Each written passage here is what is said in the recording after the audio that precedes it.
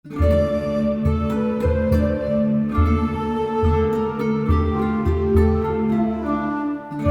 පුතාලා මම ආදරයෙන් පිළිගන්නවා. අපි වෙනස් විදියකට කොහිල සම්බලයක් හදාගන්නයි යන්නේ. අවශ්‍ය දේවල් බලා ගන්න. මෙතන කොහිල ග්‍රෑම් 500ක් තියෙනවා.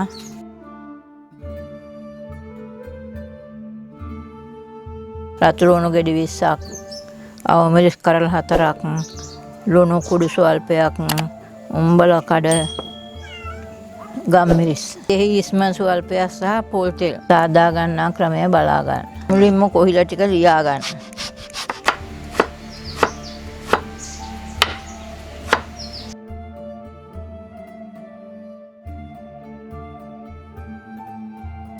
කොහිල ටික බෙද ගන්න, තෙල් එකතු කර ගන්න.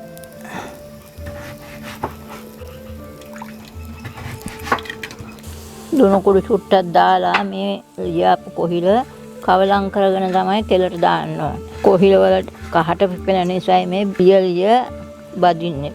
ඒ කහට පිපෙන්න කලින් අපි තෙලට දානවා.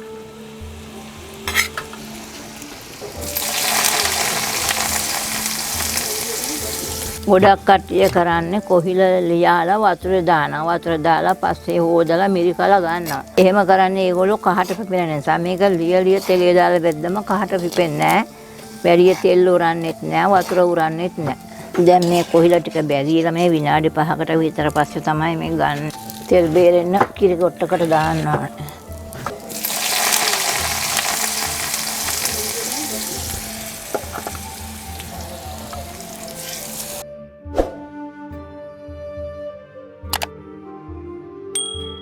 මේ ලියාගත්ත කොහිල දැන් අපි තෙලේ බැද්දා. තෙලේ බැද්දට මේ කොහිල වල තෙල් බිඳුවක්වත් අරවිලා නැති විදියට තියෙන්නේ.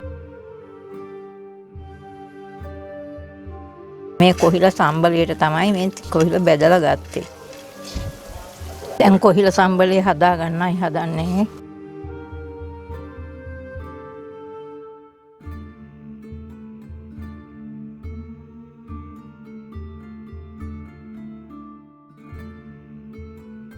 රතු ලුණු දැම්මා, ගම්මිරිස් කුඩු දැම්මා, අවු මිරිස් දානවා.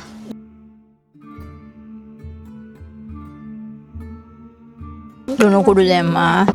උඹලකඩ ටික මේ විදියට චුට්ටක් බෙද ගන්න තෙලේ දාලා. ඒ ටිකත් මේකට මේ සම්බලට එකතු කර ගන්නවා.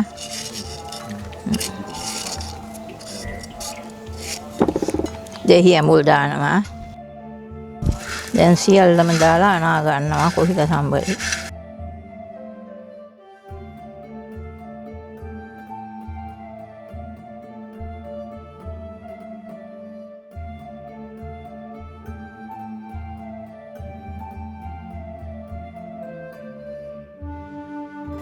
අපි දැන් කොහිල ක්‍රම දෙකකට හදනවා. එක ක්‍රමයක් තමයි කොහිල හියින් එන වියාල බැදලා සම්බලේ හදාගන්නේ. මේ කොහිල පෙති බදින ලොකු කොහිල අරයක් අරගෙන මේ විදියට හීනට කොහිල පෙති කපා ගන්න ඕනේ.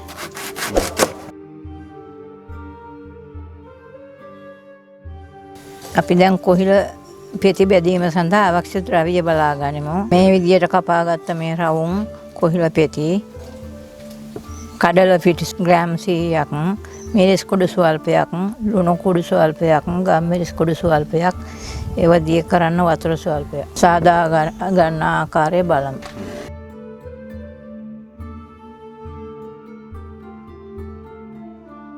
මේක මේ විදිහට හොඳින් මිශ්‍ර කරගන්න.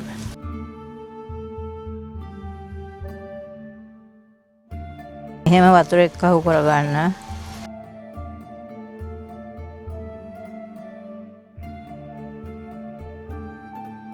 මේ විදියට කැට නැති වෙන්න වතුර එක්කහු කරලා අනා ගන්න, ලියර බවට පත් කරගන්න.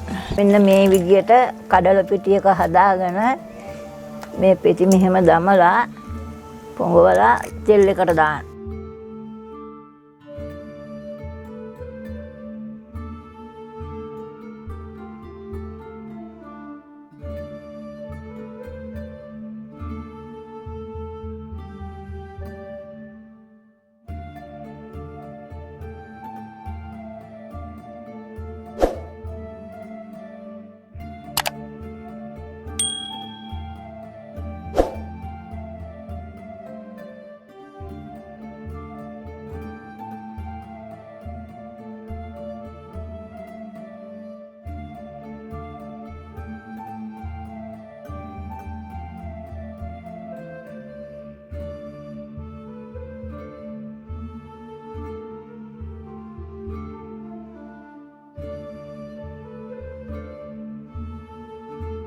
ඕගොල්ලෝ දකින්න ඇති කොහිල පපඩම් සහ කොහිල සම්බත්.